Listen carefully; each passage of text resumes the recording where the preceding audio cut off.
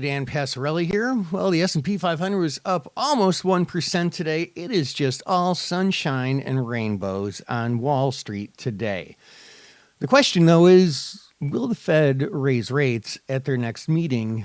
And that's an interesting answer if we qualify it with next meeting or not.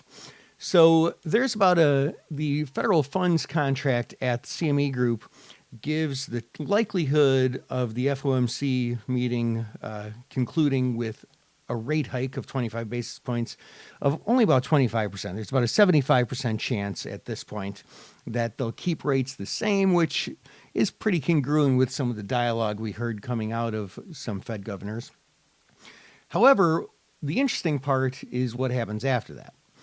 And what happens after that is the July 26th meeting, and the Fed funds contract gives only a 26.5% chance of rates staying the same, and all other bets, if you will, are on them rising.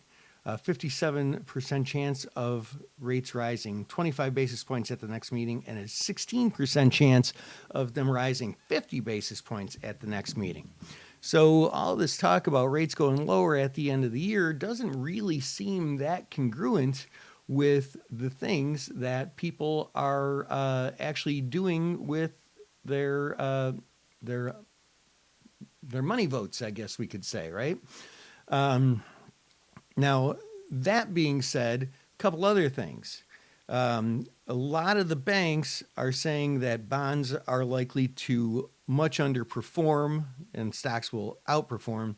And what we can infer from that is they think rates are going up because bonds go down when rates go up. So if they think bonds are going down, that means they think rates are going up. Now, here's what else is interesting. There's a lot of interesting things today. So we have the S&P 500 making new recent highs. This is not an all-time high, but recent highs. Here, we'll get a little context here and go out to 3 years. So strong. And then we also have, well, before I go into the next stock I want to talk about, the volume here was very, very low. I would call this maybe the lowest 15 percentile of volume for the year, right? If we look at Apple, which is a big driver, they were up 1.5% today, making almost new all-time highs. We did that about 5 sessions ago. Really strong update on really pitiful volume. This is definitely the lowest 10%, maybe the lowest 5% percentile of volume on the year.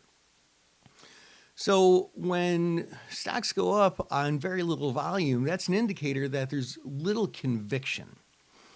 So we might be setting up for a buy the rumor, sell the news sort of scenario later this week. Oh, by the way, keep an eye out for CPI tomorrow. That's going to be a pretty big telltale sign as well. We had some optimism going into that number, but again, could this be buy the rumor, sell the news tomorrow, or sell the news the next day? We shall see. That being said, this is Dan Passarelli. Hope that helps. Trade smart.